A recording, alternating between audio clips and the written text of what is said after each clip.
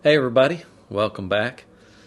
Today we're doing a follow-up video on a video I shot a couple of weeks ago on this new SVS bookshelf speaker. It's like the Ultra Evolution speaker. Like it's evolved into, well, it's not ultra good, that's for sure.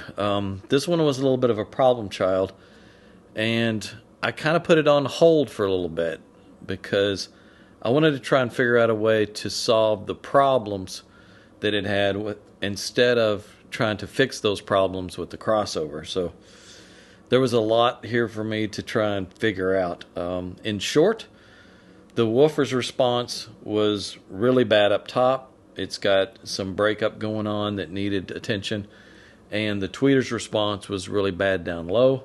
It has surface reflections and edge diffractions all at the same wavelength because it's centered the same distance from each side and the top, and it's got some surface reflections below it. So there's a lot to have to take into account here on what's going on, and I wanted to try and solve it. So I put the whole thing on hold, and I ordered a big sheet of 1/4 inch thick felt, and I cut these into different widths and attached them to the baffle and took measurements on it, looking at these, trying to see what it would take to do away with some of the surface reflection, because it's disrupting the on-axis response, creating a big knee at the bottom, and then in the off-axis it's creating a great big hump in the off-axis. So this worked to some degree, but then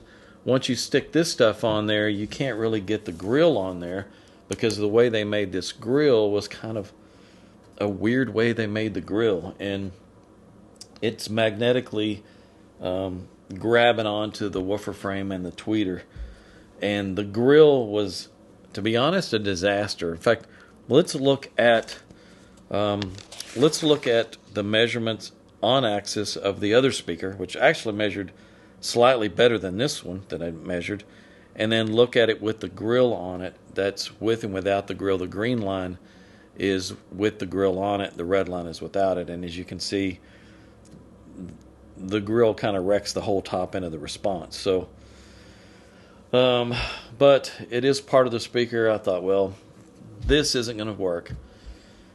What else can we do here? And let's go back and look at a little bit of what I'm talking about here. Let's go back and look at the crossover response so you can see the measured frequency response, the tweeter and the woofer as they cascade into each other. And as you can see, it's pretty lumpy. The tweeter's got a knee in it down there at the bottom at 2K, and then it's got a big peak around 5K, and it's got a dip in between. The woofer's response, as you can see, the way it rolls off, there is a big breakup mode there at the tail of it, and it's not being attenuated very well by the crossover at all. So if we look at the individual driver responses, in fact, let's leave the crossover response up, and then under it put the individual driver responses with no network on it, and as you can see, they don't have a very smooth response at all. That woofer has a tremendous peak at 5 kHz that almost hits 105 dB. So, and that is measured at 1 watt, 1 meter.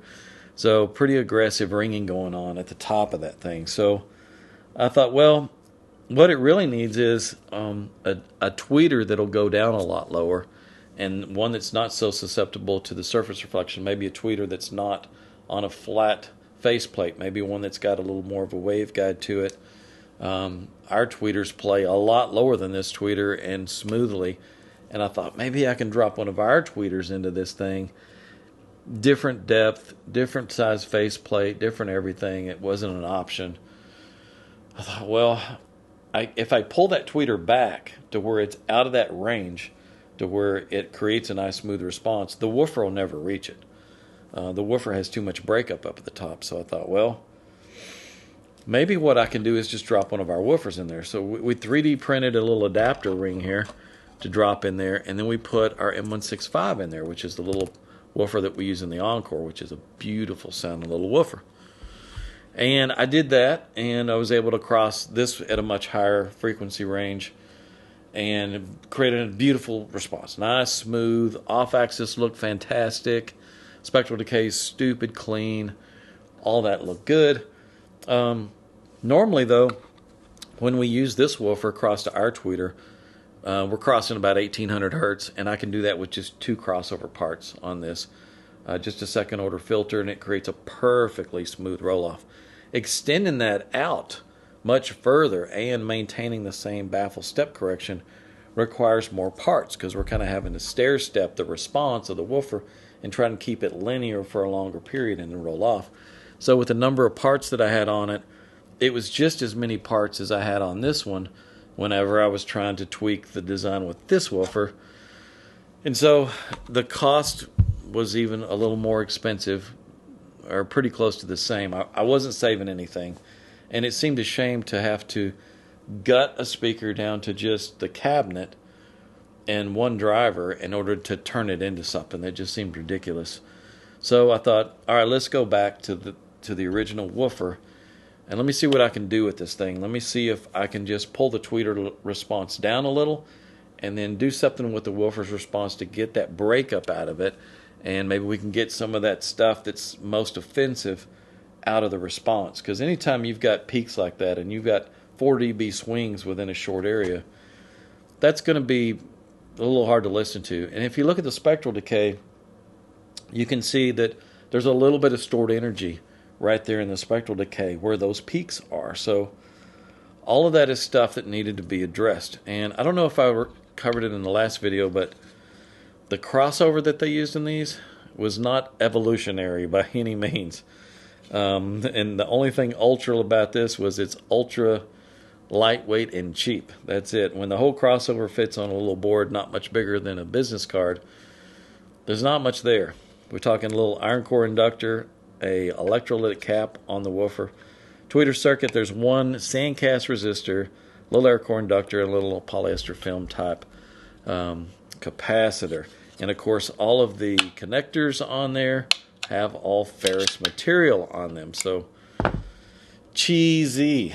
So this had to go, and I had to work with what I could work with. So everything was a little bit of a kind of back and forth. I walked away from this one a couple of times, but I was kind of determined to figure out a reasonable solution, because I know there's going to be a lot of these out there, and customers order these things thinking they're getting the new ultra super evolutionary greatest whatever, and they sent these things out to all the little online reviewers, and a lot of these guys listen to them and they think, oh yeah, these things sound great, compared to every other cheesy, cheaply made, clips and everything else out there. Maybe they're right there in the pack, but our customers send these to us for a reason. They're a little more discerning. They want more performance out of them than this. They want some actual quality sound out of these things. So I got back on this thing again and got to work on it. Let's take a look at what I did. Let's look at the new crossover response compared to the old crossover response. And you notice I softened the bottom edge of the tweeter's curve there so that there wasn't so much of a knee there. And I got the woofer's response smoothed out a lot. I did a little notch filter in there to correct that little peak in the woofer's response around 800 to 900 hertz. That's probably being caused by this way that they're loading this in the baffle. They're not radiusing. That means they're not rounding this edge on the inside of the woofer through hole. So what happens is there's a lot of diffraction there, and you can usually see it between 800 and 1200 hertz depending on the diameter of the hole. You can see how it disrupts the response. And this one is disrupted there. Even when I dropped our woofer into this hole, I was seeing a little bit of a peak in our woofer's response, which is not indicative of the woofer at all. So I knew that was the culprit right there. You can take a reverse router bit if you're real crafty. It's a radiusing bit that's flared like this. You can set the depth on it and tape the whole thing off, and you can run around the inside of this thing and you can knock some of that edge off, and you can smooth out the response right there.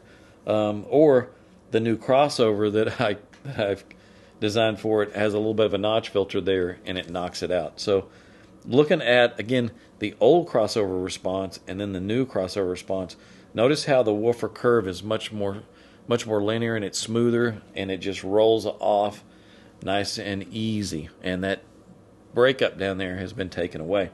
I used a little steeper second order filter and knocked that out of it. So second order filter can look and have a slope like what you see there. It can start off and gradually reach out there, or I can get more aggressive with the values and make it roll off more steeply, or even more steeply, and it creates a flatter response and then a knee. There's a lot of things we can do there to kind of create that roll off that we're looking at, and I was able to do that. It's still soft in the 3 kHz region. I wanted it to be soft there because that's right in the region where when you go off axis, the surface reflections really cause a brightness in the off axis. So what I did was I found a little spot there where it was kind of in the middle, and that's what this thing is. In fact, let's look at the original frequency response compared to the new frequency response, and then let's look at how it looks 10 degrees off axis. You notice at 10 degrees off axis, hey, it looks pretty smooth. Let's look at it. I guess look at it, the new frequency response, and then look at it 10 degrees off axis.